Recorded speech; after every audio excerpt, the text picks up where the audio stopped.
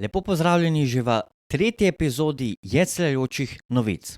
O čem bom govoril danes? Danes bom govoril o Spotify platformi in o problemih, ki jih imajo zaradi Joe Rogana. Več o tem kasneje.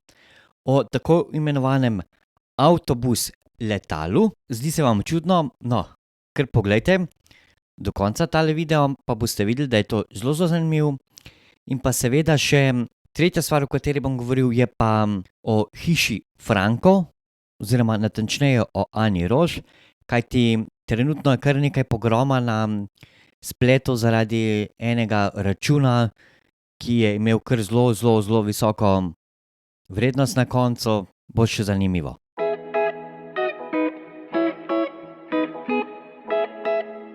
Spotify platforma je seveda znana zaradi velikega števila podcastov na tej platformi. Svetovno znana, ampak res svetovno znana pa je postala zaradi deala, ki so ga naredili z Joe Roganom. Če še ne poznate, kdo je Joe Rogan, dajte si pogledati na YouTubu.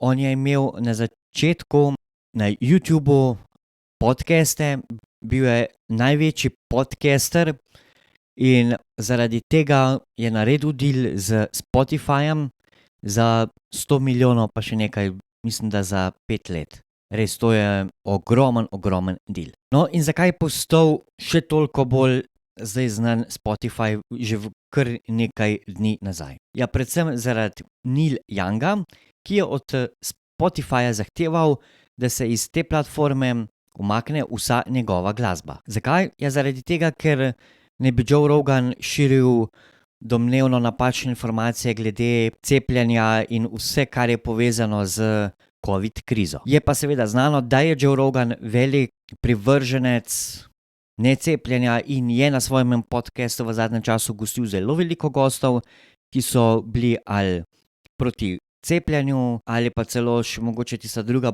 skrajnost, teoretike zarot. No, Neil Young v tej pobudi sicer ni bil sam. Pridružil se mu je več kot 270 slavnih ljudi iz sveta glasbe, športa in vseh drugih sfer. No, prvi korak, ki ga je naredil Spotify, je to, da bo vsaka epizoda, ki govori o covidu oziroma o podobnih temah, imela posebno oznako oziroma posebno povezavo do tako imenovanega spletnega središča za informacije o covidu. No, prav tako je sedaj Spotify javno objavil vse te svoje politike, kar se tiče napačnih informacij. Jih je že imel na svoji platformi, vendar je bilo do njih zelo težko priti. Kot veste, jaz spoštujem vse, tako tiste, ki so proti cepljenju, kot te, ki so za cepljenje. A v tem primeru menim, da dejansko je Spotify v zelo težkem položaju, kajti deal z Joe Roganom je naredil zato, da bo imel še več dobička, ker je zelo popularen, zelo veliko ljudi ga gleda. Pri Spotifyju pa gre seveda za platformo, ki bo z leti samo še rasla, saj se število podcastov veča iz dneva v dan. Spotify si dejansko želi biti neka platforma, kjer se rojevajo nove ideje, kjer vsaj ni preveč cenzure, torej nekje nevtralno politična platforma. Je pa ravno ta Joe Rogan problem, kajti ravno zaradi njega ne sledijo ravno tej svoji črti, ki so si jo zastavili glede teh politik. Ker, dajmo reči Bob. Za Spotify seveda Joe Rogan ni samo še en podcaster, ampak je dejansko del Spotifyja. No, avtobus letalo dejansko ne obstaja. Obstaja pa avtobus in linija, kjer se dejansko počutite, da bi se vozili, leteli v business class letalo. Zdaj se bom začel na vaši desni oziroma na moji levi prikazovati en del videa, ki sem ga našel na YouTubu. Povezavo do tega videa, če hočete video pogledati v celoti, imate spodaj v opisu videa. Torej, tukaj gre za najdražji nočni avtobus na Japonskem. Linija gre iz Osake v Tokio, gre za nekje cirka 550 km, cena pa je nekje dobrih 108 evrov. No, kakor vidite, sam avtobus dejansko ni nič posebnega, ko pripelje na avtobusno postajo. No, že prvo je tukaj, ko sedaj noter vstopajo potniki, voznik vam da natikače, kajti ne smete hoditi v svojih čevljih po avtobusu.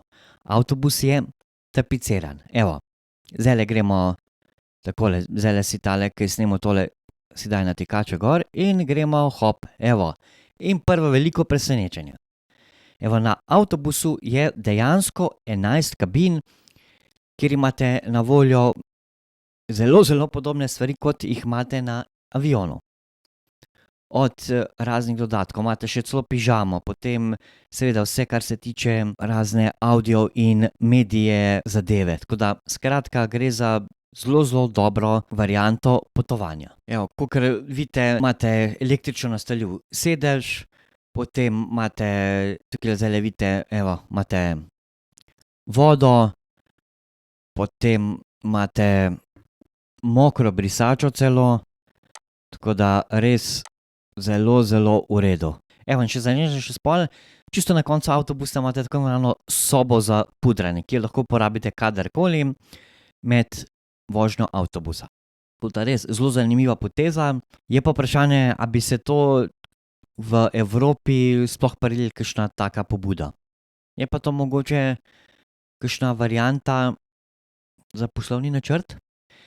Evo, in zdaj smo prišli do moje zadnje teme danes in to je Hiša Franko, Ana Roš in pa cene v Hiši Franko. Ja, glejte, če ima neka kulinarična hiša oziroma kulinarična restavracija, če ima 2 Michelinove zvezdice, ja, valjda, da bo temu primerne cene. Zdajle je bilo že kar nekaj dni nazaj objavljeno na vseh teh spletnih platformah en račun, kjer sta 2 osebi za neki dolgi hod, vin, pa ne vem, kaj je bilo še vse skupaj, plačali, mislim, da 650 evrov ali pa tam nekje. V glavnem minimalc v Sloveniji, tako rekoč. In zdaj vidiš to pogrom, komentarji, ja, to je drago, kva se grejo in ne vem kaj. Eden bolj znanih, ne bom rekel komentatorjev, ampak ljudi, ki komentirajo občasno dogajanje v Sloveniji, je bil tudi Matej Špehar. Zdaj, jaz vam ne bom prebral oziroma vam sploh ne bom prebral njegovega zelo dolgega posta, se strinjam z njim, pojdite na njegovo osebno stran na Facebooku, pa si tam preberite, ga bom pa jaz čisto kratko povzel. Dejansko gre pri tem za to, da koliko smo ljudje zanimiva bitja. Recimo, če imamo okej avto, si želimo ful boljši avto. Zdaj, če se bo nekdo mimo nas pripeljal z Ferrarijem, Porschejem in ne vem še kaj vse, itak bomo vsaj večina tipov, pa tudi kar nekaj žensk bo pogledali za njim, pa si bomo mislili, kva je car, katera dobra makina. Pa se nam spraševali, koliko je cena tega avta in nič. Sam ded je car, to je to. No, potem pa, če gremo v restavracijo, ki je glede Michelinovih zvezdic primerljiva s Ferrarijem ali s Porschejem in še drugimi prestižnimi znamkami, tam pa boh ne daj, da se da za 2 osebi 600 evrov. Sem tudi prebral enega izmed teh komentarjev, kjer je nekdo rekel, da se pač že dolgo ve, da tam za kosilo, za normalno kosilo za 2 osebi, da tam pod 300 evrov ne gre čez. Ampak to je to. Na svetu so ljudje, ki jim ni težko dati toliko denarja, pa pač enim je tudi to postavljanje. Namesto da ima ne vem koliko dober avto, gre raje v zelo dobro restavracijo. Zdaj, če se naje ali ne, to je spet druga zgodba, ampak to je pač njemu neki fetiš, bi lahko rekel. Da se javno pohvali, da je dal 600 evrov za zelo orenk kosilo oziroma ta hod ne vem kolikih vin. Ali pa konec koncev tudi, če bi bilo hod, ne vem, 7 menijev in tako naprej. Ampak to je to. Itak mi Slovenci smo že po naravi škodoželjni, ful smo drugim, boh ne daj, da bi imel sosed boljšo avto, boljšo bajto, boljšo ženo od nas. Malo heca tukaj, seveda. Ampak ja, taki smo mi Slovenci. Dajmo enkrat vsaj tukaj stop skupaj. Če ima folk denar, naj si privošči, zdaj, če mu je vse v življenju to, da hoče imeti avto za 150 jurjev, pa če si ga lahko privošči, pa zakaj pa ne, ne ima. Drugi pač ne dajo toliko na te stvari, pa mi je res ful dobra stvar v življenju, ke gre lahko pojesti v dobro restavracijo, je med elito. Pač glej, ljudje smo si različni.